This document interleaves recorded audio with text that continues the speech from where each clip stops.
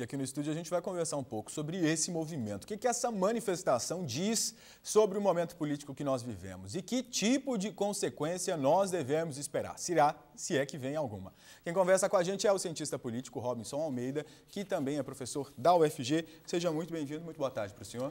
Obrigado, boa tarde a todos os ouvintes. Professor, o que o senhor acha que a gente pode tirar dessas manifestações? Ontem a gente viu aí 60 mil pessoas nas ruas de Goiânia, segundo a Polícia Militar, 90 mil segundo os organizadores. O que a gente pode esperar disso, na verdade? Essas pessoas, obviamente, estão aí descontentes, infelizes, insatisfeitas, né, com o momento político que a gente vive.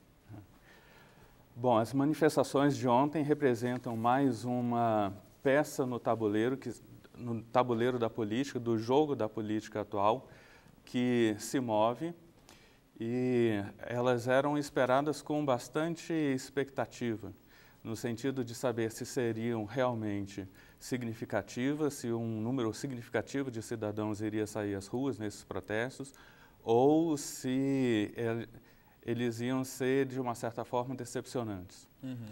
E a saída de muitos cidadãos seria negativa para a presidente Dilma, para o governo, e uma frustração dessa expectativa seria um ponto favorável, ou pelo menos menos um ponto desfavorável nesse tabuleiro do jogo para o governo federal. Não foi o que aconteceu, né? O que parece no país inteiro, houve bastante gente mesmo nas ruas. Então, em todos os lugares, pelo menos os principais lugares que foram reportados, apesar da divergência que sempre há entre os números dos organizadores e da polícia, quando a polícia conta, ou de órgãos de pesquisa, né, como o Datafolha, que deu alguns números, apesar dessas divergências, foi notório que o comparecimento desses setores da população às manifestações de ontem foi extremamente significativo. Em alguns lugares foi o dobro da manifestação de março do ano passado, que tinha sido a maior delas.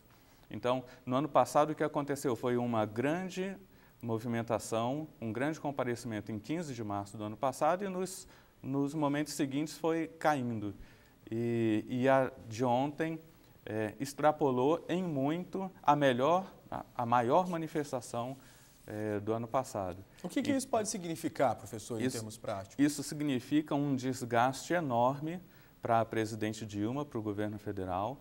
Isso significa um cacife a mais para as forças que estão lutando pelo impeachment da presidente Dilma no Congresso Nacional, porque há forças determinadas a fazer isso, e há forças que estão em cima do muro, e há forças que até agora têm estado na base de apoio da presidente Dilma, mas temem ficar contra a opinião pública, ou contra um setor majoritário da opinião pública e perder o bonde da história e ter consequências negativas nas eleições já desse ano e nas próximas eleições em 2018.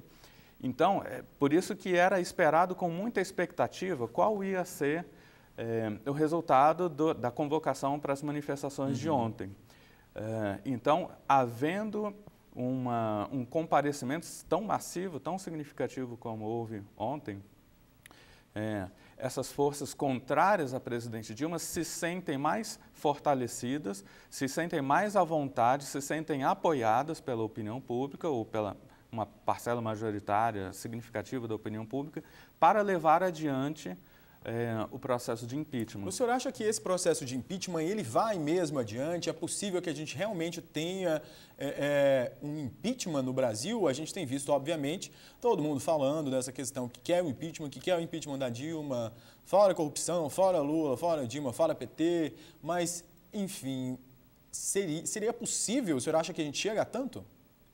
Olha, é possível. É sempre arriscado numa conjuntura tão volátil, que muda a qualquer momento, como a gente está vivendo, é sempre difícil fazer prognósticos. Porque a gente nunca sabe qual vai ser a próxima fase da Operação Lava Jato e o que pode acontecer, ou eventualmente até algum questionamento judicial da Operação Lava Jato, quem sabe revertendo alguns dos processos que foram desencadeados pelas investigações da Lava Jato. Então, a gente não sabe o que vai acontecer e amanhã, na próxima semana, nós estamos num cenário realmente imprevisível. Mas a tendência, então, nós temos que fazer a análise prestando atenção nos dados que nós temos atualmente.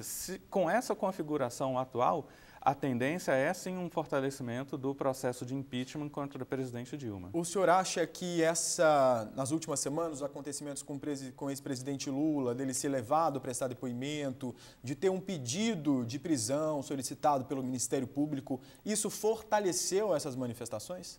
Sem dúvida, fortaleceu.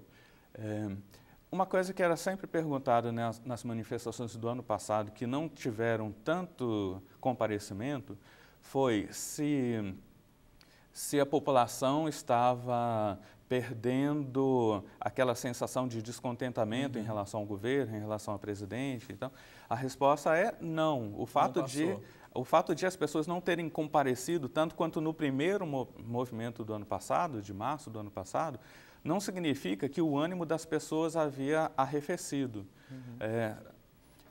Em março do ano passado, havia uma conjuntura bem na semana anterior que motivou as pessoas a saírem às ruas. A gente pode lembrar que alguns dias antes a presidente Dilma tinha feito um pronunciamento por conta do Dia da Mulher, um pronunciamento em cadeia de rádio e televisão. E acho que foi o primeiro momento em que as pessoas saíram às janelas com panelas e estavam bastante descontentes. Era o comecinho do segundo mandato da Dilma e muitas frustrações. Eu acho que nos momentos seguintes o governo aprendeu um pouco e não deu combustível para as manifestações e muita gente, apesar de estar descontente, não saiu às ruas e tal. E esses acontecimentos da semana passada, das semanas anteriores, geraram um combustível, prisão do João Santana, a delação do Delcídio e depois os acontecimentos envolvendo o presidente Lula em 2 processos. Certamente foram um combustível que incentivou muitas pessoas que talvez não fossem sair às ruas, eles se sentiram mais indignados e foram às ruas, sim. Bom, agora então a gente só precisa esperar para ver o que pode acontecer, né? Porque como o senhor disse, essas pessoas estão tendo combustíveis e dessa indignação toda e provavelmente vão voltar às ruas. E a oposição está tendo combustível, está tendo o combustível das ruas. Pois é, o senhor acha que essa questão também é saudável? Porque a gente vê aí muitos partidos de oposição ao governo federal se apropriando, se aproveitando de alguma maneira dessas manifestações, né? Não sei se isso é muito saudável. O cenário é bastante complexo. Nós vivemos uma situação em que o governo realmente tem uma capacidade muito precária de governar, ou melhor, uma incapacidade de governar. A despeito de simpatias ideológicas ou partidárias com X ou Y, eu acho que é um diagnóstico quase consensual de que esse governo perdeu a sua legitimidade, a capacidade de aglutinar forças e de efetivamente governar. Nós estamos sem governo. E a crise econômica que nós estamos enfrentando requer que haja um governo. Então, por esse lado, talvez a gente esteja chegando numa situação tão crítica que alguma solução precisa ser dada. Não dá para ficar mais nesse cenário. Qualquer governo é menos ruim do que a ausência de governo. Então, nesse sentido, progredir para um impeachment pode ser visto como uma coisa positiva.